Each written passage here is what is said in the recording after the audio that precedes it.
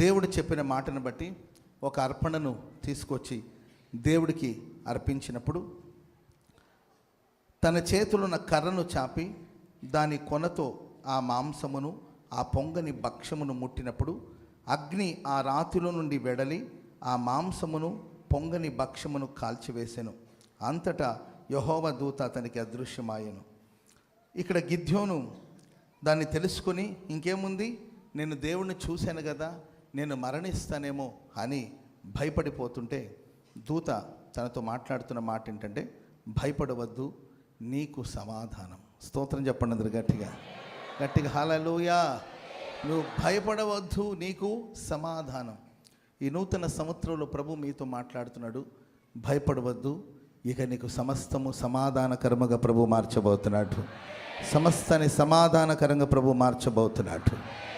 ప్రియులారా, ఇక్కడ గిద్యోను భయపడడానికి గల కారణాలు ఏంటి? విశ్వాస జీవితంలో సాగిపోతున్న దేవుని ప్రజలు, నువ్వు పొంగని భక్ష్యములను దేవునికి అర్పించాలని దేవుడే చెప్పాడు. దూత చెప్పాడు, పొంగని భక్ష్యములను తీసుకొచ్చి అర్పించమని.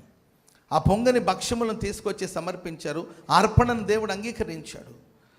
ఈ పొంగని భక్ష్యములు అర్పించడం అనేది దేనికి సాదృశ్యం అంటే, దేవుడు, మీరు చూడండి, ఇశ్రాయేలు ప్రజల ప్రయాణ కార్యక్రమాన్ని మనం చూసినప్పుడు పస్కా గొర్రెపిల్లను వధించి వాళ్ళు పులియని రొట్టెను భుజించారు. అది దేనికి సూచన, దేనికి సాదృశ్యం అంటే బంధకాల నుండి వారికి విడుదల కలగబోతుంది అనే దానికి సూచన. స్తోత్రం చెప్పండి అందరూ గట్టిగా గట్టిగా హల్లెలూయా. నీవిచ్చిన పొంగని భక్ష్యములను, నీవిచ్చిన అర్పణను దేవుడు స్వీకరించడానికి గల కారణాలు ఏమిటి అంటే, నీవున్న బానిసత్వం నుండి, నీవున్న బలహీనత నుండి, నీవున్న సమస్య నుండి ఆయన నిన్ను విడిపిస్తున్నాడు అనేదానికి సూచన. కానీ అనవసరమైన భయాలన్నీ కూడా గిద్యోను తన మనసులో నింపుకొని, ఇంకేముంది, దేవుని నేను ముఖాముఖిగా చూచాను, ఆహా ఇక నేను మరణిస్తానేమో, చనిపోతానేమని భయపడుతుంటే దూత అంటాడు, భయపడవద్దు, నీకు సమాధానం. స్తోత్రం చెప్పండి అందరు గట్టిగా. మనిషికి ఎప్పుడు భయం అనేది ఏర్పడుతుంది, ఎప్పుడు మనం భయానికి చోటిస్తామంటే మనలో ఉన్న దేవుడు ఎవరో మనకు తెలియనప్పుడు, మనకు తోడుగా ఉండే దేవుడు ఎవరో తెలియనప్పుడు, దేవుడు మనకు అనుగ్రహించిన ఆ శక్తి యొక్క మహదైశ్వర్యం ఏమిటో మనకు తెలియనప్పుడు మనం కలవరపడి భయపడే అవకాశాలు ఉంటుంది. కాబట్టి ముందు నీవు గుర్తించాలి, నీలో ఉన్న దేవుడు లోకములో ఉన్నవాడి కంటే గొప్పవాడు. ఆమేన్ చెప్పండి అందరు గట్టిగా గట్టిగా హల్లెలూయా. భయపడుతూ తన పనివాడి కోసం ఎలీషా చేసిన ప్రార్థన అదే, దేవా వీడు చూచినట్లుగా ఇతని కన్నులను తెరిపించండి. చూడనప్పుడు, మనకు తెలియనప్పుడు దేవుడు నీతో ఉన్నట్టు, దేవుడు నీ పక్షాన ఉన్నట్లు, నీలో ఆయన శక్తి సంపదను నింపినట్లు, నీలో ఆయన ఆత్మను ఉంచినప్పుడు, నీకు గ్రహింపు లేనప్పుడు నీవు భయపడతావు. ఆ గ్రహించే శక్తి నీకు లేనప్పుడు నీవు భయపడతావు. అందుకే ఆ గ్రహించే శక్తి కావాలి. ప్రభువా వీడు చూచినట్లుగా ఇతని కళ్ళు తెరవమని ఎలీషా ప్రార్థన చేస్తే అతని కన్నులు తెరవబడినప్పుడు ఎలీషా చుట్టూ ఉన్న అగ్ని రథాలు, అగ్ని గుర్రాలను చూసి ఆయన ఊపిరి పీల్చుకున్నాడు. గొప్ప పర్వతం, అగ్ని రథాలు, అగ్ని గుర్రాలను చూసి అప్పుడు ఆయన శ్వాస తీసుకుని, ఊపిరి తీసుకుని, ఆహా ఇక భయం లేదని అనుకున్నాడు. ప్రియమైన వారరా, పాత నిబంధన భక్తులందరూ కూడా వెలుపట చూశారు, చుట్టూ ఉన్న వాటిని చూశారు, కళ్ళ ముందు ఉన్న వాటిని చూసి ధైర్యం తెచ్చుకున్నారు. క్రొత్త నిబంధన భక్తులమైన మనం వెలుపట కాదు చూడాల్సింది, నీ లోపట నీవు చూడాలి. స్తోత్రం చెప్పండి అందరు గట్టిగా చెప్పండి గట్టిగా హల్లెలూయా. నీ ప్రక్కన ఉన్న ప్రభువుని కాదు, నీలో ఉన్న ప్రభువుని, నీతో ఉన్న పరిశుద్ధాత్మని కాదు, నీలో కుమ్మరించిన పరిశుద్ధాత్మని చూడాలి. ఎందుకంటే మనం పిరికి ఆత్మను పొందలేదు, పరిశుద్ధాత్మను పొందాం, దత్తపుత్రాత్మను పొందాం. నీలో దేవుడు తన శక్తిని ఉంచాడు. అపరిమితమైన దేవుని యొక్క శక్తి నీలో నివాసం చేస్తూ ఉంది. ప్రభుని నమ్ముకొని మారు మనస్సు పొంది బాప్తిస్మం పొంది పరిశుద్ధాత్మ శక్తిని పొందుకున్న నీలో అపరిమితమైన శక్తిని ప్రభువు ఉంచాడు. కాబట్టి నువ్వు చూడవలసిన చుట్టూ కాదు, నీ లోపట నీవు చూసుకుంటే, నీ అంతరంగంలోనికి నీవు ప్రవేశించి చూస్తే, నీ మనసులోనికి నువ్వు వెళ్ళి చూస్తే, నీ ఆత్మలోనికి వెళ్ళి చూస్తే, నీ గుండె గుడిలోనికి వెళ్ళి చూస్తే, నీ గుండె గుడిలో నా ప్రభు పదిలంగా నివాసం చేస్తున్నాడు. చప్పట్లు కొడదాం అందరూ గట్టిగా. నీ గుండెలో నా దేవుడు కొలువై ఉన్నాడు, నీ హృదయంలో నా దేవుడు కొలువై ఉన్నాడు. ఆయన చూసినప్పుడు నీ జీవితంలో భయము, కలవరం అనేది చోటు చేసుకున్నది గనుక బైబిల్ సెలవిస్తే దూత అంటాడు, భయపడొద్దు, నీకు అంత సమాధానమే జరుగుతుంది. ఆమెను చెప్పండి అందరూ గట్టిగా గట్టిగా హల్లెలూయా. మనలో ఉన్న లోకంలో ఉన్నవాడి కంటే మనలో వాడు గొప్పవాడు. కాబట్టి నీవు ఈరోజు కొంతమంది, దేవా నా దేవుడు నీవే, వేకునే పొలంలో నేను వెతుకుతాను ప్రభు అని పొలాలు గట్టి మీద తిరగాల్సిన అవసరం లేదు. దేవా నా దేవుడు నీవే, వేకునే నేను వెతుకుతాను, దావీదు అడవిలో వెతికాడు కదా అని చెప్పి మీరు అడవుల చుట్టూ తిరగాల్సిన అవసరం లేదు. దేవా నా దేవుడు నీవే, వేకుని నేను వెతుకుతానని చెప్పి నువ్వు గడ్డివాము చుట్టూ తిరగాల్సిన అవసరం లేదు. దేవా నా దేవుడు నీవే, నేను వేకునే వెతుకుతాను కొండ మీదకి వెళ్ళి కూర్చొని చూడవలసిన అవసరం. నీవు ఎక్కడున్నా, నీవు గుడిలో ఉన్న, బడిలో ఉన్న, ఇంట్లో ఉన్న, ఎక్కడున్నా, బజార్లో ఉన్న, మార్కెట్లో ఉన్న, ఎక్కడున్నా ఆయన నీలోనే ఉన్నాడండి. నీలోనే నీవు ఆయన వెతుక్కోవాలి. ఆమె చెప్పండి గట్టిగా స్తోత్రం, చెప్పండి గట్టిగా హల్లెలూయా. మనతో ఉన్న ప్రభు ఎవరో చాలామందికి తెలీదు. మనకు ఆయన ఇచ్చిన పరిశుద్ధాత్మ శక్తి ఏంటో, ఆ బలం ఏంటో చాలామందికి తెలియని పరిస్థితిలో కలవరానికి చోటిచ్చి కంగారుగా కొనసాగించబడుతుంటారు. ఆ మధ్య ఒక ఆమె ఏంటంటే ఫోన్ వెతుకుతూ ఉంది. చీకటిగా ఉంది కాబట్టి ఆమె టార్చ్ లైట్ ఆన్ చేసి ఫోన్ వెతుకుతూ ఉంది. మరి దేన్ని వెతుకుతున్నట్టే, నా ఫోన్ వెతుకుతున్నానయ్యా కనబట్లేదంటే, ఫోన్ నీ చేతిలోనే ఉంది కదా. ఫోన్లోనే టార్చ్ లైట్ ఉంటుంది కదండి. ఫోన్లో ఉన్న టార్చ్ వేసి ఫోన్ని వెతుకుతుంది. ఫోన్ ఎక్కడుంది?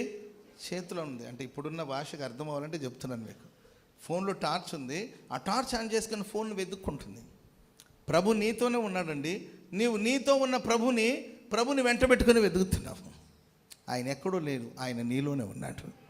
ఒకసారి నీ గుండెలోనికి తొంగి చూస్తే సింహాసనసీనుడైన దేవుడు నీ గుండెలో కొలువై ఉన్నాడు. సింహాసనసీనుడైన దేవుడు నీ గుండెలో కొలువై ఉన్నాడు.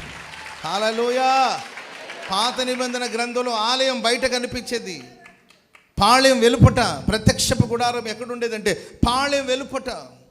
ప్రజలు అపవిత్రం ఉంది, వారి మధ్యలో నివసించే అవకాశం లేదు గనుక మోషే గుడారాన్ని తీసి పాళెం వెలుపట వేయి, దాన్ని ప్రత్యక్ష గుడారం అని పిలిచారు. పాళెం వెలుపట ఉంది. ప్రజల మధ్యలో ఉన్న ఆ ప్రత్యక్షపు గుడారం మనుషులకు పాపాన్ని బట్టి, అపవిత్రతను బట్టి వారి మధ్యలో దేవుడు నివసించలేకపోయాడు. వారి మధ్యలో నివాసం చేయాలనే ఉద్దేశంతో ప్రత్యక్ష గుడారం నిర్మించడం జరిగింది. కానీ వారి పాపాన్ని బట్టి గుడారాన్ని తీసి వెలుపటికి, పట్టణపు వెలుపటికి, లేకపోతే వారి పాళెము వెలుపటికి తీసుకెళ్ళి గుడారం వేశారు.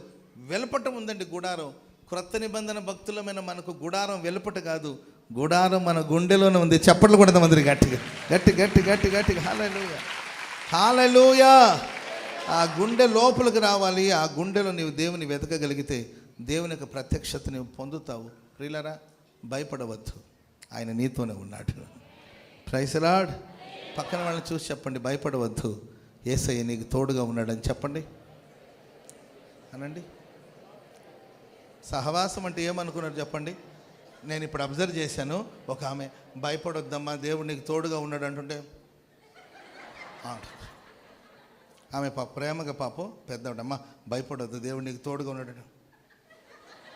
అంటుంది. మరి నువ్వు ఎందుకు వచ్చినట్టు ఈ సహవాస గుడికి? Praise the lord. ఇప్పుడు చెప్పండి, భయపడొద్దు దేవుడు మీకు తోడుగా ఉన్నాడని చెప్పండి. భయపడొద్దమ్మా దేవుడు నీకు తోడుగా ఉన్నాడు, యేసయ్య నీకు తోడుగా ఉన్నాడు. హల్లెలూయా. చెప్పండి గట్టిగా హల్లెలూయా. ఆయన మహిమను మోసుకుంటూ మనం ప్రతి స్థలంలో ప్రయాణం చేయాలి. ఆమె ఎక్కడికి వెళ్ళి ఆయన నీలో ఉన్నాడు, ఆయన మహిమను నీవు మోస్తూ ఉన్నావు. Praise the lord. హల్లెలూయా. నీ ఆలయమై నీ మహిమను నేను కప్పుకుంటిని, నీ తైలాభిషేకము నిండెనే నా అంతరంగ మంతయును. నీ ఆలయమై నీ మహిమను నేను కప్పుకుంటిని, నీ తైలాభిషేకము నిండెనే నా అంతరంగ మంతయును.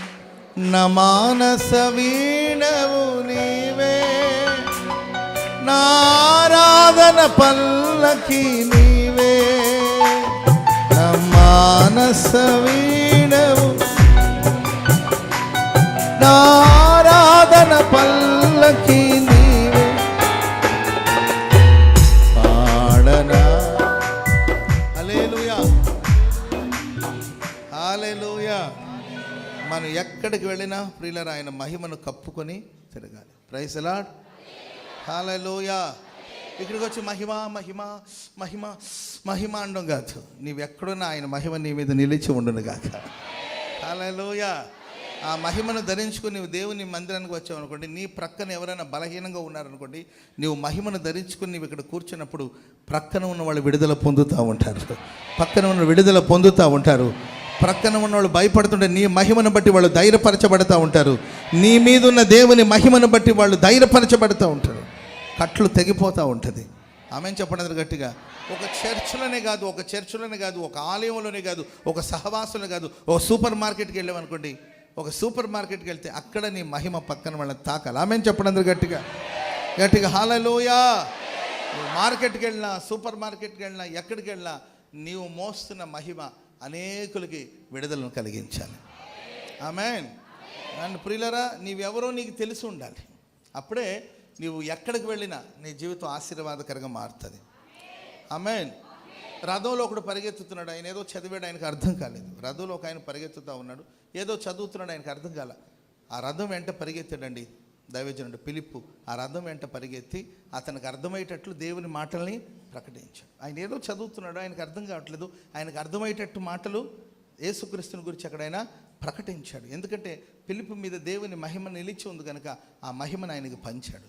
ఆమె రథం పోతుంది కానీ జీవితం ముందుకు పోవట్లే. రథం అయితే పోతుంది కానీ ఆయన జీవితం గురి గమ్యం తెలియని స్థితిలో ఉన్నప్పుడు యేసుని మోసుకుని వెళ్ళి ఆయనకి పరిచయం చేశారు. ఆమె హల్లెలూయా. ఎరుగని దేవుడు అని రాశారండి అక్కడ. ఫిలిప్పు ఎరుగని దేవుడు. ఏ సందర్భాన్ని తీసుకున్నా, అవతల మనిషి ఏ స్థితిలో ఉన్నా, ఏ పరిస్థితిలో ఉన్నా, నువ్వు యేసును మోస్తున్న వాడివైతే, యేసును ధరించిన వాడైతే, యేసును కలిగిన వాడివైతే, నువ్వు ఎక్కడ అడుగు పెడతావు అక్కడ కట్లు తెగిపోతాయి, బంధకాలు ఊడిపోతాయి, దేవుని నామం మహిమపరచబడుతుంది.